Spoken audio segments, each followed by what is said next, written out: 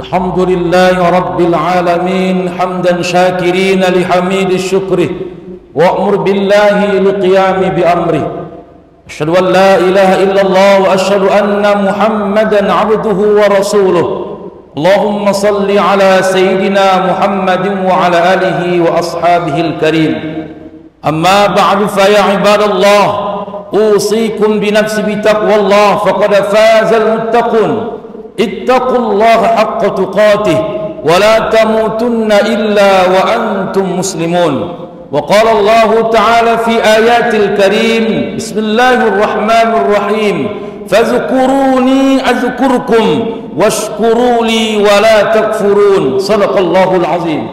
Hadirin jamaah Jumat yang dirahmati Allah, bersyukur dengan untaian kata lafaz alhamdulillah bahwa kita tak pernah mengeluh apapun yang Allah berikan kepada kita, walaupun apa yang tak pernah kita sukai.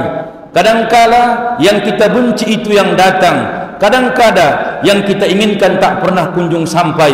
Maka itulah menjadi nikmat terbesar bagi kita, tak pernah mengeluh, karena sifat manusia. Kata Allah, innal insana khuliqa halu'a idza massahu syarru zaju'a wa idza massahu khairu manu'a illal musallin. Sesungguhnya Allah ciptakan manusia sifat berkeluh kesah. Idza massahu syarru zaju'a, ketika susah dia mengeluh. Wa idza massahu khairu manu'a, ketika mendapat kebaikan dia pelit.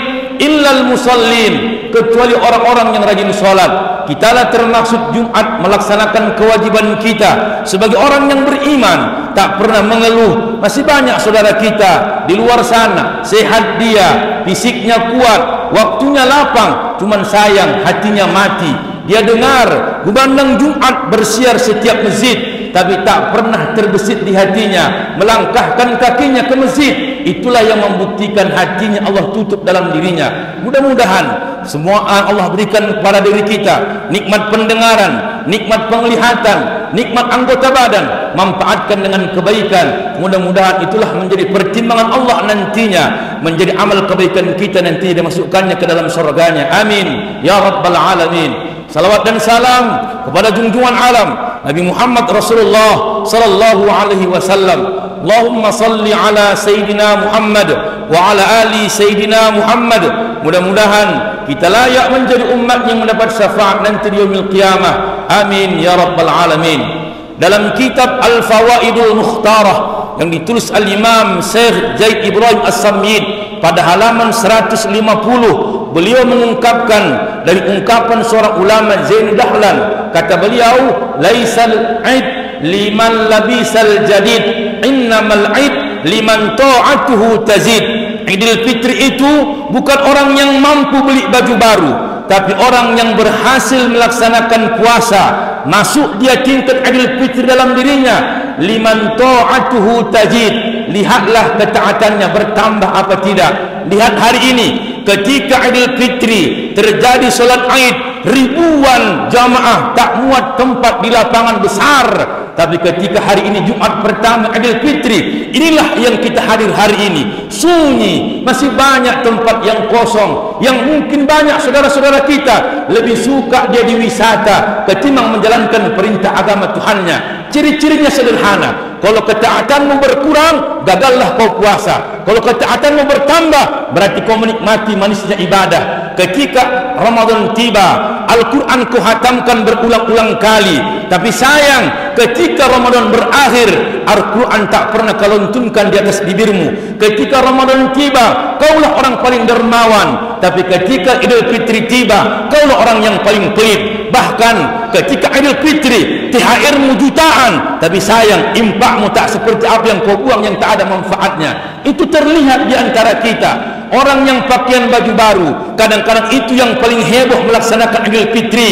Sanggup dia beli pakaian baru, dia buat pakaian yang serba indah, layak seperti orang ahli ibadah, pakai jubah, pakai sorban, layak. Tapi nyatanya dia tak pernah puasa, dia tak pernah sholat. Kadang-kadang kau tak pernah punya malu, pakaianmu ahli ibadah, perilakumu ahli maksiat. Maka laukana, seandainya laukana lil khotoya rihun la'aqtaduhan nasu walam yatajalasu, kata Abu Atahiyah, seandainya setiap manusia berbuat salah tercium bau dalam tubuhnya, la'abtadu annas, terbongkarlah rahasianya kepada orang banyak, walam yatajalasu, orang pun tak akan mau duduk di sampingnya. Hari ini kau terhormat karena dimuliakan, hari ini kau terhormat, Allah tutup keburukanmu, maka manfaatkanlah Idul Fitri ini menambah kebaikan-kebaikan kita yang tertinggal. Tutuplah dengan amal-amal kebaikan, kesempatan tidak akan pernah berakhir, usia Masya Allah berikan kepada kita. Yang kedua, laisal id liman tajammala bil malbus wal markub, innamal id liman ghufirat lahu dzunub. Idul Fitri itu bukan yang heboh mempercantik pakaiannya, bukan Idul Fitri itu bukan yang heboh memperindah markub kendaraannya, tapi innamal id liman ghufirat lahu dzunub. Idul Fitri itu bagaimana kita berusaha dosa-dosa kita diampunkan Allah. Lihat orang Idul Fitri sanggup dia merental mobil biar nampak orang paling sukses dalam perantauan. Bukan target Idul Fitri biar kau nampak susah, tapi Allah ampuni segala dosamu. Yang orang tuamu munjau dalam pandangan mata. Kadang-kadang kita banyak berdosa kepada orang tua kita sendiri, banyak alasan. Kenapa? Karena kita tak pernah memprediksi usia akan kapan berakhir. Maka hadirin jamaah Jumat yang dirahmati Allah, lihatlah orang-orang sekarang ketika Ramadan tiba, dialah yang paling soleha, menutup aurat, pakai baju gamis Islami. Ternyata ketika Idul Fitri, seketika sholat pun dia pakai pakaian yang paling tipis. Bagaimana mungkin diterima Allah taubatmu? Begitu caramu menghadap Tuhanmu. Hadirin jamaah Jumat yang dirahmati Allah, Allah Maha Penyayang. Bagaimana sayangnya Allah? Coba kita simak hadis qudsi. Apa kata Allah? Allah merayu hambanya, ya ibna Adam, innaka ma da'autani wa razautani ghafartu laka wa la ubali. Wahai anak Adam, kalau kau datang kepadaku berdoa, ku ampuni dosamu, ghafartu laka wa la ubali, ku ampuni dosamu, aku tak peduli. Yang nomor dua, ini yang paling dahsyat, ya ibna Adam, lau balaghat junubuka ananas sama summa astaghfartani wa la tusyrik bi ghafartu laka wa la ubali. Wahai anak Adam, seandainya dosamu datang di hadapanku, dosamu seluas langit, dosamu seluas bumi, ghafartu laka wa la ubali, ku ampuni dosamu, aku tak peduli. Tapi sayang, dirayu Allah hambanya, walaupun kau ahli maksiat, walaupun kau banyak melakukan dosa, seluas langit, seluas bumi, ghafartu laka wa la ubali, ku ampuni dosamu, kata Allah, aku tak peduli. Cuman sayang, hambanya yang sombong tak mau minta ampun di hadapan Tuhannya, hambanya yang cuek, rayuan harapan surga kau lalaikan, yang kau inginkan adalah harapan masuk neraka. Begitulah indahnya Allah Subhanahu wa ta'ala merayu hambanya. Cuman sayang, kata Nabi, bagaimanapun taat sempurnanya puasamu, bagaimanapun kau sempurnanya qiyamul lailmu, walaupun macam mana hatam Quran kau baca dalam satu bulan Ramadan, ada dua yang mengganjal ibadahmu tak diterima Allah. Isnani la yanzurullah ilaihima yaumal qiyamah, qati'ur rahim wa zarus su'. Pertama, ada dua orang-orang yang dicuekin Allah nanti di yaumul qiyamah. Tak pernah Allah lihat bagaimana respon amal ibadahnya. Siapakah itu? Qati'ur rahim, memutuskan silaturahim. Yang kedua, wajarus su', tetangga yang jahat. Ini yang sudah banyak problem kita. Jangan heran, anak dengan orang tua banyak yang sudah hari ini tak hormat dengan ibunya, banyak yang tak hormat dengan ayahnya. Abang beradik kandung, kakak beradik kandung seperti musuh bebuyutan. Melihat wajahnya, kadang-kadang kita sudah menimbulkan amarah yang besar. Itu darah dagingmu, itu lahir dari rahim ibumu yang sama, tapi kenapa kau benci? Lihatlah kisah Rasulullah, seorang yang lembut hatinya, memaafkan orang yang sangat menyakitinya. Bagaimana kisahnya? Paman kandungnya bernama Hamzah dibunuh bernama Wahsi. Hamzah diambil jantungnya, dicongkel kedua matanya, ditombak pundaknya. Pembunuh Hamzah, paman kandung Nabi, berjumpa di hadapan Nabi langsung. Lalu Nabi bertanya, anta Wahsi? Naam, ana Wahsi. Qatalta Hamzah? Kau yang bunuh Hamzah? Naam, qataltu Hamzah. Apa Nabi dendam? Tak. Apa kata Nabi? Pergi kau bebas wahai Wahsi. Umar bin Khattab naik darahnya, ya Rasulullah, biarkan aku yang menebas Wahsi, paman kandungmu Hamzah panglima perang. diambil jantungnya, dia tombak pundaknya, kau biarkan bebas. Kata Nabi, itulah kelembutanku, ku maafkan dia, menjadi hidayah bagi dirinya, wahsib pun masuk Islam. Bagaimana dengan kita? Abang kandung, saudara kandung, bang beripar, keponakan, semua hari ini seperti musuh bebuyutan. Makanya ingatlah yang kedua, wajarus su', tetangga yang jahat. Sekarang hampir-hampir orang tak punya iman. Alasannya kenapa? Emosional tak tertahan. Tetangga kadang-kadang kurang perhatian. Kalau dulu 2 hari, 1 hari tak terlihat saudara kita, tak terdengar suaranya, kita mencari di mana tetangga kita. Sekarang tetangga kita yang menghancurkan kita. Kalau kita dulu pulang kampung, kita tak takut kecurian, tetangga kita yang menjaga rumah kita. Sekarang tetangga yang jahat banyak. Kadang-kadang kita amanahkan sama tetangga, tetangga yang mencuri isi rumah kita semua, tetangga yang menzalimi kita, tetangga yang mengkhianati kita. Kata Nabi, orang seperti ini jangan kuharap masuk surga. Allah tunda pahala ibadahmu ketika kau menyakiti tetangga-tetanggamu.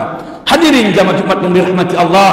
Yang ketiga, laisal id liman akalat thayyiban wa tamatta'a syahwat wal ladzat, innamal id liman qubilat taubatuhu wa budilat hasanat. Idul Fitri itu bukan yang mampu menyediakan makanan-makanan yang lezat, bukan mampu wisata-wisata yang mengasyikkan, tapi apa?